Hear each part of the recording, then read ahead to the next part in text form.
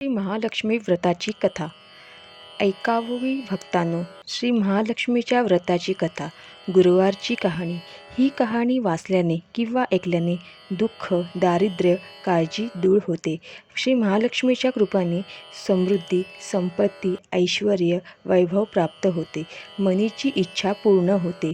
श्री महालक्ष्मीची नावे, रूपे अनेक आहेत.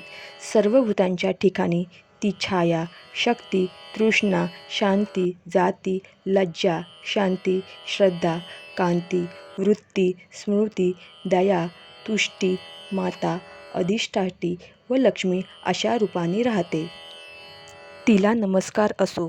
कैलासावर पार्वती, क्षीरसमुद्रात सिंधुकन्या, स्वर्गात महालक्ष्मी, भूलोकी लक्ष्मी, ब्रह्मलोकी सावित्री, गोलोकी राधिका, वृंदावनी रासेश्वरी, चंदनवनी चंद्रा, चंपकवनी गिरिजा, पद्मवनी पद्मा, मालतीवनी मातली, कुंदवनी कुंददंती, केतकीवनी सुशीला, कंदमवनी कंदममाला, राजप्रसादी राजलक्ष्मी, घरोघरी गृहलक्ष्मी अशा विविध नावांनी श्री महालक्ष्मी ओळखली जाते. अशा सर्वांच्या परिचयाच्या व सर्वानुभूती असलेल्या श्री महालक्ष्मीची ही कहाणी आहे. द्वापर युगात भारतभूतील सौराष्ट्र देशात भद्रश्रवा नावाचा राजा राज्य करी. तो पराक्रमी होता. 4 वेद, 6 शास्त्रे, 18 पुराणे यांचे सम्यक ज्ञान त्याला होते. त्याला सुव्रतचंद्रिका नावाची राणी होती. राणी देखणे, सुलक्षणी व पतिव्रता होती. त्यांना दोघांना 7 पुत्रे व त्यांच्या पाठीवर एक कन्या झाली. कन्येचे नाव ठेवले होते शांबाला. एकदा महालक्ष्मीच्या मनात आले, आपण त्या राजाच्या राजप्रसादी राहावे. त्यामुळे राजा अधिक सुखी होईल व प्रजेला अधिक सुख देईल. गरिबांके राहिले तर तो सारी संपत्ती स्वतःकरताच खर्च करेल. म्हणून महालक्ष्मीने वृद्ध ब्राह्मण स्त्रीचे रूप घेतले व ती काठी टेकत सुरतचंद्रिका राणीच्या महलासमोर उभी राहिली. म्हातारी असली तरी ती तेजस्वी दिसत होती. तिला पाहताच एक दासी पुढे आली. दासीने वृद्ध ब्राह्मणीची नीट विचारपूस केली. वृद्ध ब्राह्मणीचे रूप घेतले. श्री महालक्ष्मी माता म्हणाली, बाळ, माझे नाव कमळा, माझ्या पतीचे नाव भुवनेश. आम्ही द्वारकेला राहतो. तुमची राणी पूर्वजन्मी एक वैश्याची पत्नी होती. तो वैश्य फार दरिद्री होता. रोज त्या दोघांची भांडणं होत. मग नवरा तिला खूप मारझोड करी. या जाचाला त्रासलेली ती वैश्य पत्नी कंटाळली, घर सोडून गेली. राणी वनी उपाशी भटकू लागली. तिची ती दशा बघून मला तिची दया आली. धनसंपत्ती, सुख समृद्धी देणाऱ्या श्री महालक्ष्मी व्रताची मी तिला माहिती सांगितली. माझ्या सांगण्याप्रमाणे तिने ते लक्ष्मी व्रत केले. तिला महालक्ष्मी प्रसन्न झाल्यामुळे तिचे दारिद्र्य संपलं. तिचं घर, संतती, संपत्ती व समृद्धीने भरले. तिच्या जीवनात आनंदी आनंद झाला. पुढे ते पती पत्नी निधन पावले. लक्ष्मीव्रत केल्यामुळे ती दोघं लक्ष्मी लोकात वैभवात राहिली. त्यांनी जितकी वर्ष महालक्ष्मी व्रत केले तितकी 1000 वर्ष त्यांनी सुखोपभोग मिळाले. ह्या जन्मी त्यांचा जन्म राजकुळात झाला आहे. पण त्या राणीला लक्ष्मी व्रताचा विसर पडला आहे. त्याची आठवण करून देण्यासाठी मी मुद्दाम इथे आले आहे. वृद्धेचे ते बोलणे ऐकून दासीची मनात जिज्ञासा उत्पन्न झाली. तिने वृद्धीला नमस्कार केला व म्हणाली, माताजी, मला त्या व्रताची माहिती व पूजाविधी सांगा. वृद्धेच्या रूपातील महालक्ष्मीने दासीला लक्ष्मी व्रताची माहिती दिली व महिमा सांगितला. मग ती दासी त्या वृद्धेचे उपकार मानून व तिला नमस्कार करून राणीला निरोप सांगण्यासाठी अंतःपुरात गेली. राजवैभव लोळणाऱ्या त्या राणीला आपल्या ऐश्वर्याचा फार गर्व झाला होता.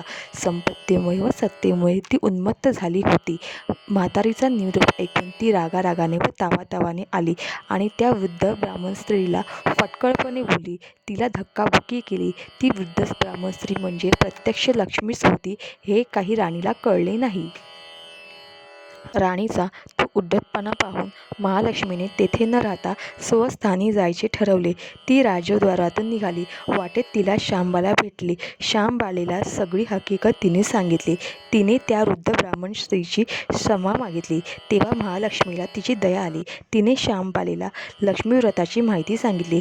तो दिवस होता मार्गशीर्ष महिन्यातला पहिला गुरुवार. राजकन्येने महालक्ष्मीचे व्रत सांगितल्याप्रमाणे भावभक्तीने केले. त्यामुळे सिद्धेश्वर राजाच्या मालधर या राजपुत्राशी तिचा विवाह झाला. ती पतीसह राजवैभवात नांदू लागली.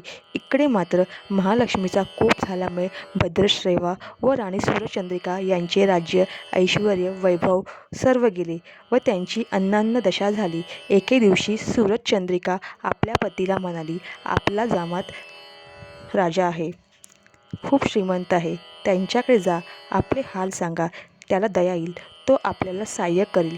त्याप्रमाणे भद्रश्रवा जावयाच्या राज्यात आला. तो तळ्याच्या काठी बसला असताना पाणी नेण्यासाठी आलेल्या श्यामबालेच्या दासींना तो दिसला. त्याची राजलक्ष्मी जाणून दासीने त्याचे नाव गाव विचारले. तो श्यामबाला राणीचा पिता आहे हे कळल्यावर दासी धावत धावत श्यामबालेकडे गेल्या. त्याने सर्व हकीकत तिला सांगितली. दासीकडून राजवस्त्रे पाठवून श्यामबालेने आपल्या पित्याला मोठ्या थाटामाटाने राजवाड्यात आणले. आदर सत्कार केला, नाना परीचा पाहुणचार केला. तो परत जायला निघाला तेव्हा तिने हंडा भरून धन दिले. भद्रश्रवा घरी आला. सूरचंद्रिकेला आनंद झाला. तिने हंडा उघडला तो काय, हंड्यात द्रव्य नव्हते, कोळसे भरलेले होते. महालक्ष्मीच्या अवकृपेने हा चमत्कार घडून आला होता. काही दिवसांनी सूरचंद्रिका आपल्या लेकीच्या घरी आली. तो दिवस होता मार्गशीर्षातला शेवटचा गुरुवार. श्यामबालेने महालक्ष्मी व्रत केले. आई करूनही करून घेतले. सूरचंद्रिका परत आपल्या नगरात आली. तिने लक्ष्मी व्रत केले म्हणून पूर्वीचे राज ऐश्वर्य तिला प्राप्त झाले. पुढे काही दिवसांनी श्यामबाला माहेरी आली, परंतु बापाला कोळसे दिले व आपल्याला काही दिले नाही. हा रात सूरचंद्रिकेच्या राणीच्या पोटात खदखदत होता, म्हणून श्यामबालेला कोणीही विचारले नाही. तिचा अपमान झाला, पण आईवर न रागवता ती तिथून निघाली. निघताना तिने थोडे मीठ बरोबर घेतले. आपल्या राज्यात राजगृही आल्यावर पतीने तिला विचारले, माहेरून काय आणले? ती म्हणाली, राज्याचे सार आणले. पती म्हणाला, म्हणजे काय? पत्नी म्हणाली, थोडा धीर धरा, म्हणजे कळेल. त्या दिवशी तिने सर्व जेवण अळणी करायला सांगितले. नवऱ्याला तिने सर्व जेवण वाढले.